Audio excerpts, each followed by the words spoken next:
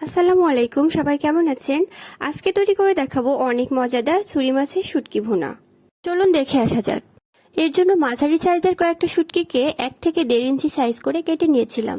এভাবে টেলে নেব কিছুক্ষণের জন্য, যেন ভেতরের বালি এবং ময়লাগুলো সব ভেতর থেকে বের হয়ে আসে।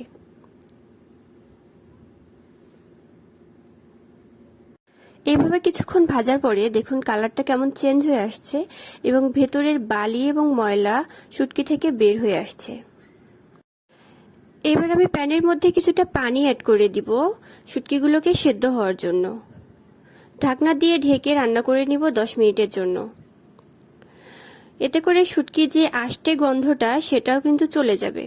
এবার আমি মাছ থেকে কাঁটাগুলোকে আলাদা করে নিব। এই কাজটা কিন্তু খুব ধৈর্য সহকারে করতে হবে, তো কিছুটা সময় লাগবে, বাট এভাবে করে নিলে পরে খাওয়ার সময় কোনো ঝামেলা হবে না। এরপর কড়াইয়ে কিছুটা তেল দিয়ে তাতে দিয়ে দিব 1 কাপ পরিমাণে পেঁয়াজ কুচি। এভাবে পেঁয়াজগুলোকে ভেজে দেব কিছুটা নরম হয়ে আসা পর্যন্ত। এ পর্যায়ে চুলার আঁচটা আপনারা মিডিয়ামে রাখার চেষ্টা করবেন, যেন পেঁয়াজগুলো কিছুতেই নিচে পুড়ে লেগে না যায়। কিছুটা নরম হয়ে আসলে দিয়ে দিব কয়েক টুকরো রসুনের কোয়া। এরপরে সুন্দর মতো নেড়ে চেড়ে নিয়ে আমি বাকি মশলাগুলো অ্যাড করে নিব।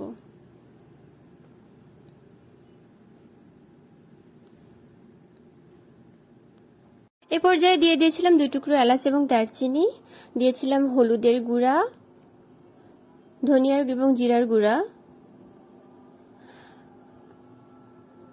আর দিয়ে দিয়েছিলাম স্বাদমতো লবণ। লবণটা আপনারা অবশ্যই কম দেওয়ার চেষ্টা করবেন, কারণ সামুদ্রিক মাছে এমনিতেই লবণের পরিমাণটা বেশি থাকে। এবার ভালো মতো নেড়ে চেড়ে মশলাগুলোকে মিশিয়ে নেব।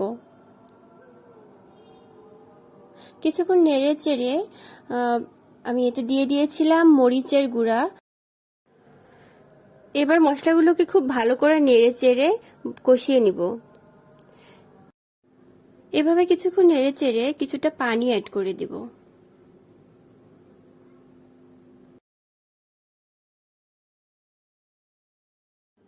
পানি অ্যাড করার পরে মশলাগুলোকে আবারও নেড়ে চেড়ে কিছুক্ষণ ঢাকনা দিয়ে ঢেকে রান্না করে নিব।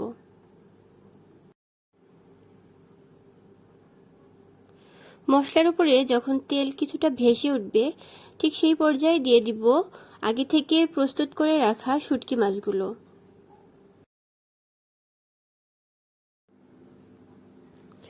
এবারে মশলার সাথে শুটকিগুলোকে খুব সুন্দরভাবে নেড়েচেড়ে মিশিয়ে নেব।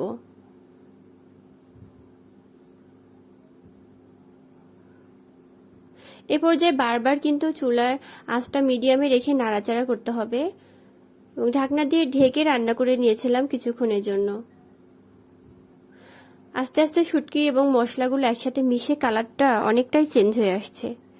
এ পর্যায়ে অল্প একটু পানি অ্যাড করে দিব। আমার আবার একটু নরম নরম খেতে ভালো লাগে, সেই কারণে। অনেকেই একটু শক্ত টাইপ খেতে চান, তারা পানি অ্যাড না করলেও চলবে।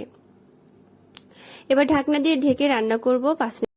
এ পর্যায়ে আমি 3টা কাঁচামরিচ দিয়ে নিয়েছিলাম ফ্লেভারের জন্য। মরিচটা আপনারা কিন্তু চাইলে না দিতে পারেন, এটা অপশনাল।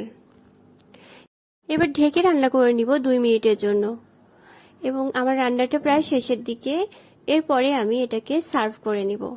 দেখুন কতটা আকর্ষণীয় দেখাচ্ছে। ভালো লাগলে অবশ্যই আপনারা ট্রাই করে দেখবেন এবং লাইক কমেন্ট শেয়ার করতে ভুলবেন না কিন্তু। ধন্যবাদ।